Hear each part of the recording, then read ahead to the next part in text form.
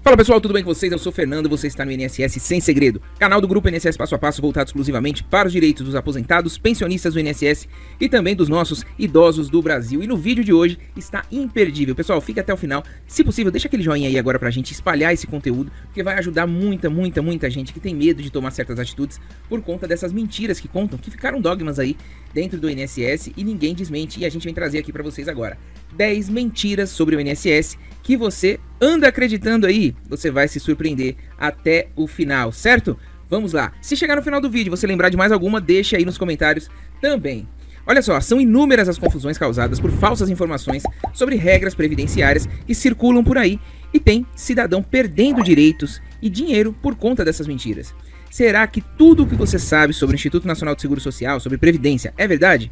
Talvez não. São inúmeras as confusões causadas por falsas informações sobre regras previdenciárias que circulam pelas bocas e pela internet e tem cidadão perdendo direitos por conta disso. Bom, o INSS cuida dos direitos dos segurados do Regime Geral de Previdência Social, correto? Ou seja, é o regime público de previdência social do Brasil.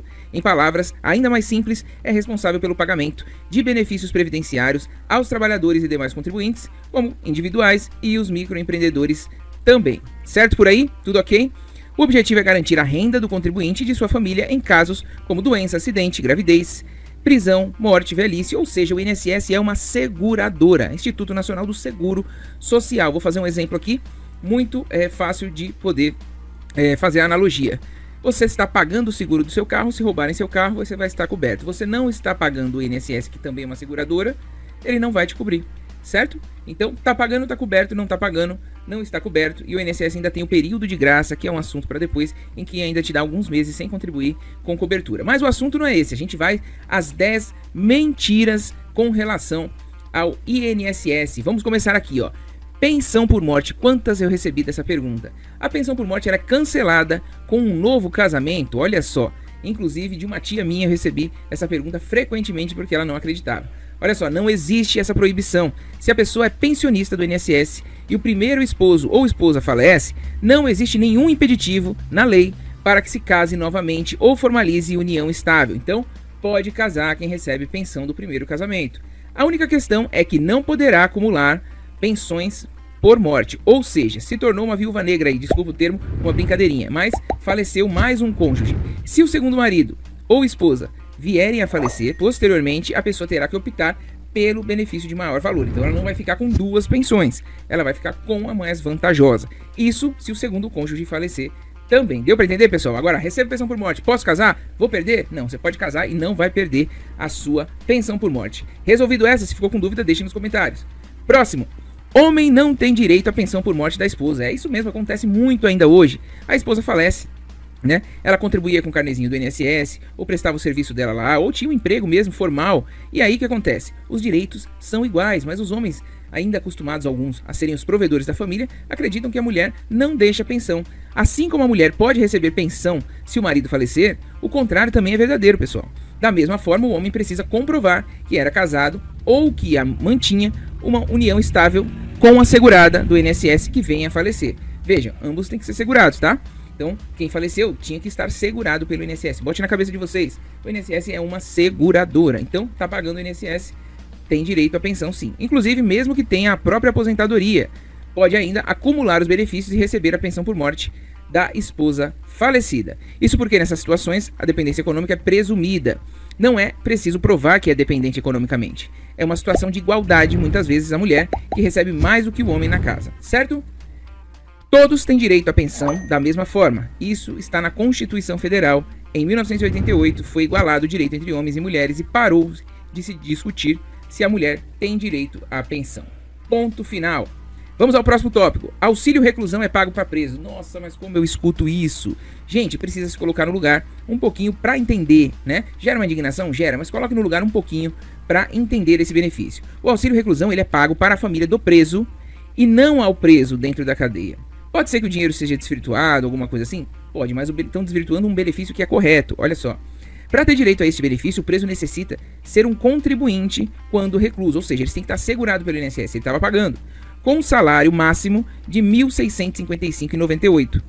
Quem recebe o valor são os dependentes, filhos, esposas, enfim, que ficaram sem a renda dele, porque ele trabalhava e contribuía com o INSS. Então acontece muito, o cara é um trabalhador, às vezes se envolveu numa confusão de rua, matou alguém, atropelou alguém, foi preso. Então não necessariamente é um bandido, um assaltante, pode acontecer com qualquer um.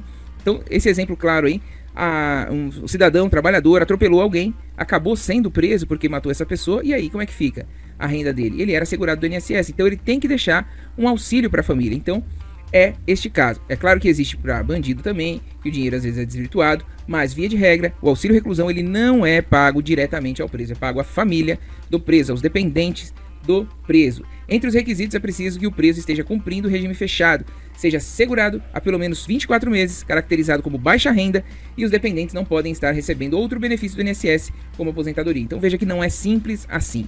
Ou seja, o direito é bastante restrito e não é qualquer família que detento apta a receber o auxílio reclusão. O valor é pago somente pelo período em que a pessoa estiver presa, certo?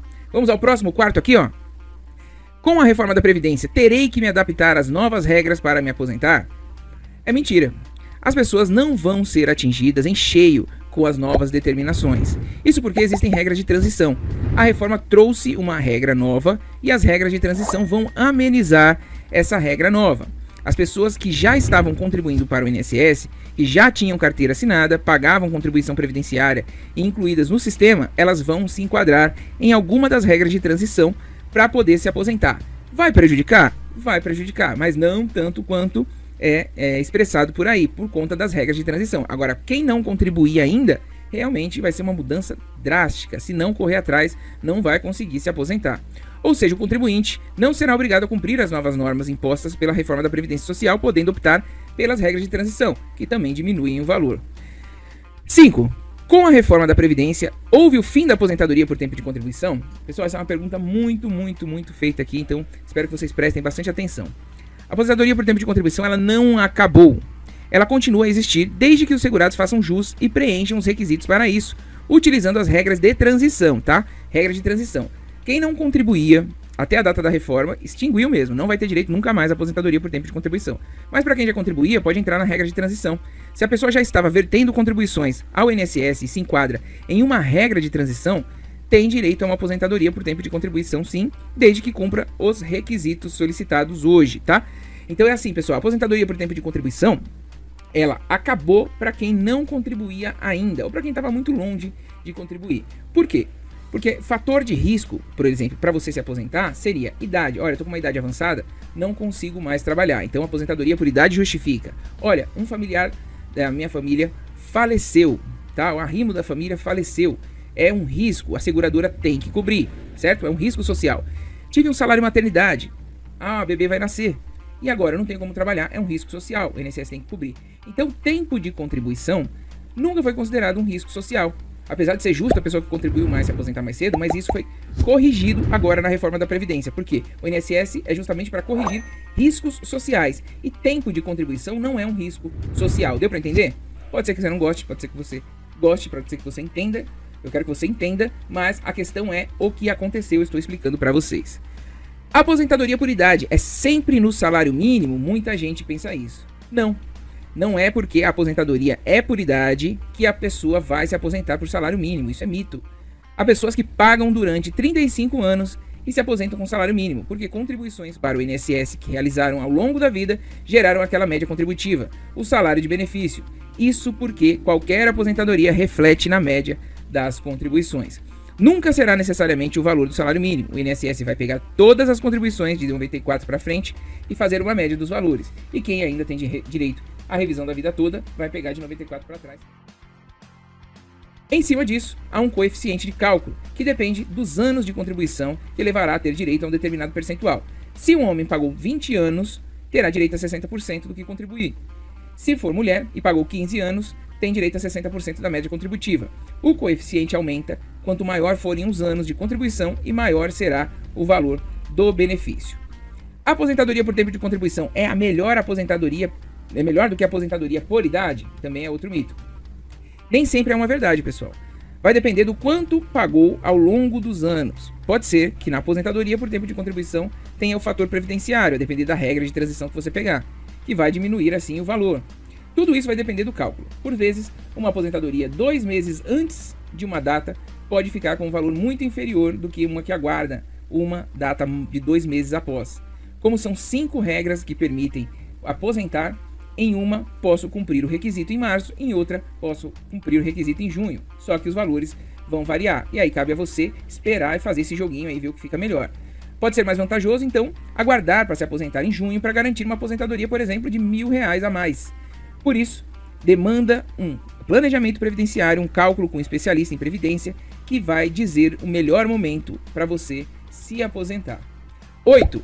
Aposentadoria por incapacidade permanente, aposentadoria por invalidez, tá? Esse é o novo nome dela. É garantia de benefício pro resto da vida? Essa é uma pergunta que é muito feita. Pessoal, aposentadoria por incapacidade permanente, leia-se, aposentadoria por invalidez, como é popularmente conhecida, não é para o resto da vida. Repito, não é para o resto da vida. Antes da reforma da Previdência, quando era conhecida como aposentadoria por invalidez, a aposentadoria permanente, ao contrário do que o nome diz, não é permanente. O benefício da aposentadoria é enquanto as condições perdurarem. Por isso o pente fino, por isso a revisão periódica e por isso também temos a isenção, tá? A isenção de alguns do pente fino e o contexto social, né? Não adianta uma pessoa ficar aposentada até os 80 anos por invalidez e aí você larga ela no mercado de trabalho sem benefício. Como é que ela vai se readaptar? Então existe o contexto social também. Se o contribuinte tem um problema de saúde e tem algum tipo de melhora ou se adapta àquele problema, a aposentadoria permanente pode ser cortada em qualquer momento. Em qualquer momento, leia-se, também tem que ver a condição social.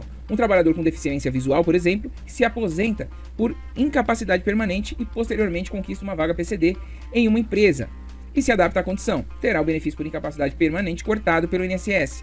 Vale para registro em carteira ou mesmo trabalho na informalidade, caso seja flagrado, denunciado. Então, tome cuidado. Para aposentar por idade, basta apenas atingir a idade prevista em lei?